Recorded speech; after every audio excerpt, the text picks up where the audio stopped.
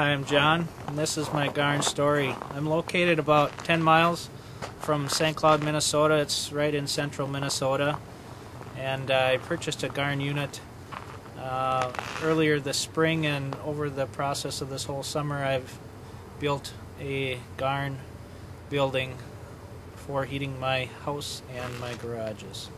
This building is basically half 2x4 construction and half 2x6 construction. The 2x6 construction is R19 value in the walls, and the old 2x4 part of the building is R11 insulation. I have the ceilings insulated with R30 on the new part and about R22 on the old part. So far I've found out that the GARN is quite a bit more efficient as far as providing heat. I get a lot more heat out of a lot less wood. Basically, I just started with adding on to my garage. I basically doubled the space of my garage. I took a wall away and basically added just a nice space that I can be out with my dogs and watch TV and take care of my wood burning and anything else that I want to do out here. Okay, so you've previously used other wood heating equipment. Have you saved, do you burn less wood with the GARN unit? I would say I burn significantly less wood with the GARN. Probably 40% less, but at the same time I'm heating more space, so it's probably closer to 50% less wood. I heat over 5,000 square feet, probably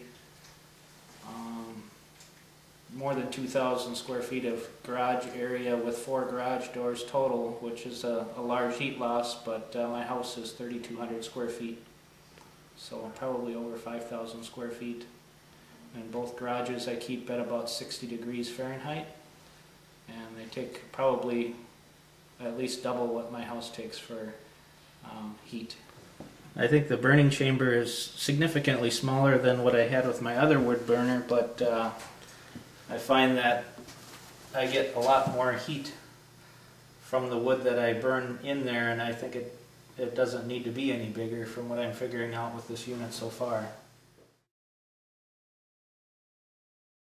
And you're doing PEX pipe underground over to your house. How far is it to your house? 150 feet about. 150 feet, and Yeah. no snow melt? No snow melt. Because it's insulated properly. Yeah. Okay, so that's good. What varieties of wood have you burned? Most of the wood that I burn is either tamarack or there's a lot of standing dead elm, which is great for burning as well. It burns really nice and hot. Yeah. There is some ash and not very much oak, a little bit of maple. What attracted you to the GARN after you started investigating it? What was the thing that made the most sense, or kind of was your tipping point to purchase it? I think the stored capacity is, to me, that means that it's more flexibility for me. I don't have to be here to babysit the fire, and I can burn when I want to burn and have the stored capacity when I need it. So I can be away. Now this is a 2000 you had? Yep, this is a 2000. Okay, well that's good. That all makes sense. That was our whole point with storage, was clean burn, and frees you up to do it when you want to do it, not when you have to do it.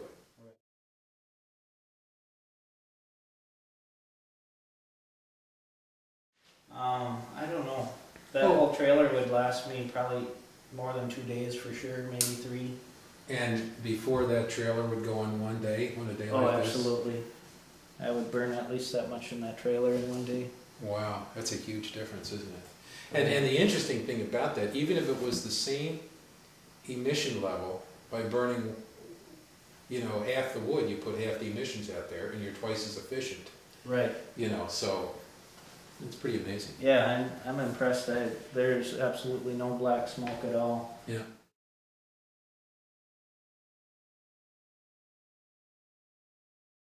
Should we do a burn and see how that goes? Do you want me to use some newspapers or any specific? Whatever way you normally do it, it's up to you. We're just observing. Yeah, exactly. Yeah. So you just do what you normally do, and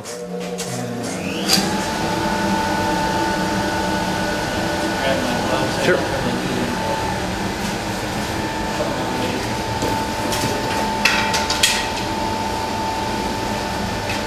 I'm going to take the digital. Yeah, go for it. Yeah.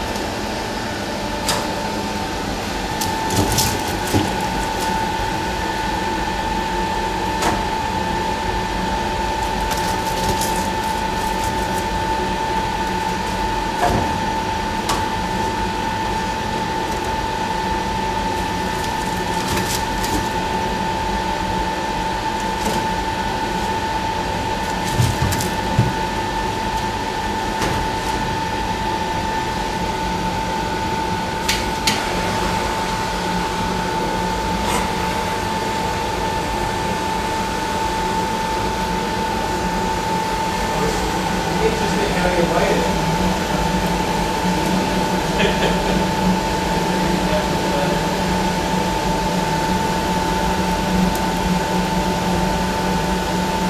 Does that work pretty well? Yeah. We had a guy do that, but this fell out, caught his building on fire. Yeah, I don't Bad usually. deal. I don't You usually, can't leave it, that's exactly right. Yeah, but it doesn't take much to get it going. I just think the paper going through the exhaust, the less it'll suck through the exhaust, the better. Do you put more wood in that, or is that about what you do? You I can put more in, that's fine. I mean, no, it's, I don't know. Well, I usually let it get going some, but sometimes I'll pack it more full than that. Yeah. But yeah, I usually have more to start. Usually about half full or something. Oh, yeah. I'll let that get going good and then I'll add some more later.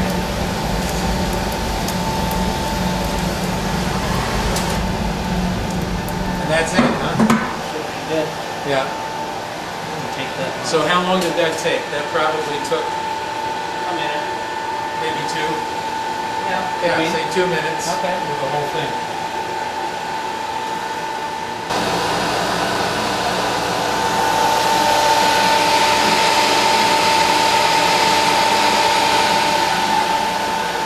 It's about 8 minutes after we started our fire. We want to take a look inside. Just starting to get going here. We can probably add some more wood in here now that I got it going good.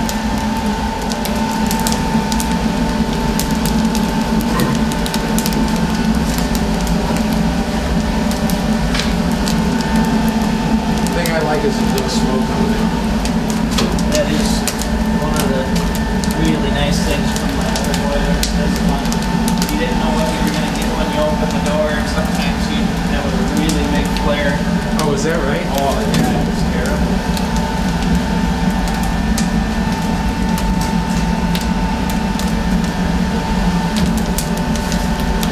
We're about an hour into our burn, or 50 minutes into our burn now. The fire's really going. We've reloaded it again. Probably put about 8 pieces of wood in there. Small pieces of wood. We can go outside and take a look at the float.